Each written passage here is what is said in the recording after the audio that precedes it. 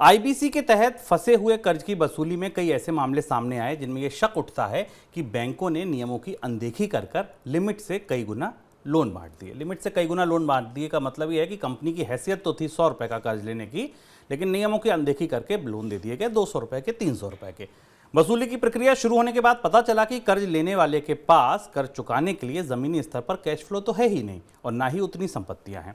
2016 में आईबीसी के लागू होने के बाद ऐसे 165 मामले सामने आए हैं जिनमें बैंकों का कर्ज लेने वाले से 1000 करोड़ रुपए से ज़्यादा की वसूली करनी थी और मिला केवल 6.94 लाख करोड़ रुपए, लेकिन ज़मीनी स्तर पर केवल 40,000 करोड़ रुपए की संपत्ति मिली।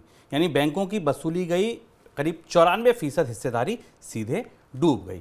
94%। सोचिए कि 100 रुपए का कर्ज बैंकों ने कंपनियों को दिया, वो डिफ़ॉल्ट कर गई, डूब गई, दिवालिया हुई। जब आई और उनकी संपत्ति बेचने पहुंचे तो केवल 6 रुपए की संपत्ति मिली, 94% लोन डूब गया। लोन कहां से आता है? हमारी आपकी जमा से और टैक्सपेयर की मनी से ये बैंक रीफाइनेंस किए जाते हैं, रिकैपिटलाइज किए जाते हैं। इसलिए ये खबर आपके लिए जानना समझना जरूरी है। सर, बैंकों के ये डिफॉल्ट क्या इकोनॉमी की सुस्ती की वजह से है?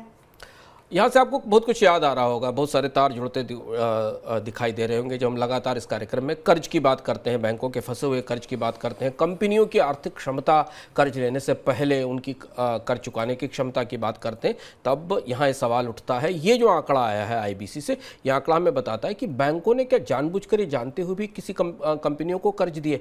40,000 करोड़ की एसेट और 6,94,000 करोड़ के क्रेडिट दिए गए कंपनियों को, और वसूली कितने की हुई? 1000 करोड़ रुपए की।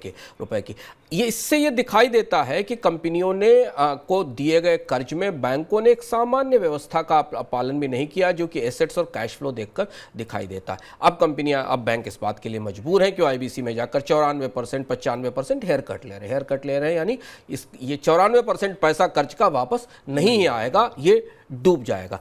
बैंक अपने मुनाफे से इसकी प्रोविजनिंग कर देते हैं और चीजें जहां की तहां हो जाती हैं।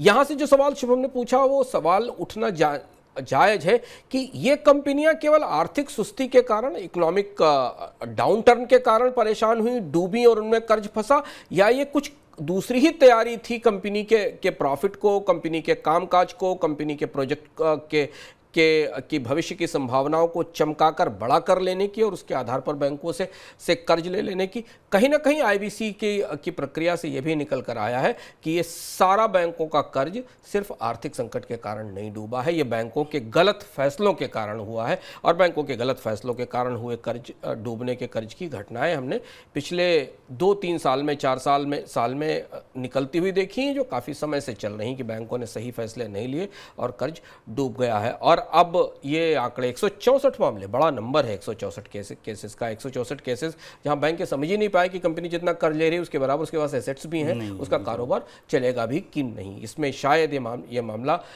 रिजर्व बैंक की निगाह में भी आएगा और रिजर्व बैंक बैंकों से इस मामले में सवाल जवाब करेगा। मुझे इस बात की संभावना बनती दिखाई दे रही कि आईबीसी के इन नतीजों की रोशनी में शायद रिजर्व बैंक को अपने लेंडिंग के नियमों में बैंकों को बदलने के लिए कुछ जरूर कहना पड़ेगा कि कम से कम किसी कंपनी को अगर लेंडिंग की जाए तो ये तो देखा जाए कि उससे रिकवरी की संभावना कितनी दिखाई देती है। बिल्कुल। आम आदमी कर्ज लेने पहुंचे तो उससे तमाम तरीके के डॉक्यूमेंट्स मांगे जाते हैं, उसको कर्ज लेने में दिक्कत होती है, कंपनियों को अनदेखी करके बड़े बड़े कर्ज मिल जाते हैं।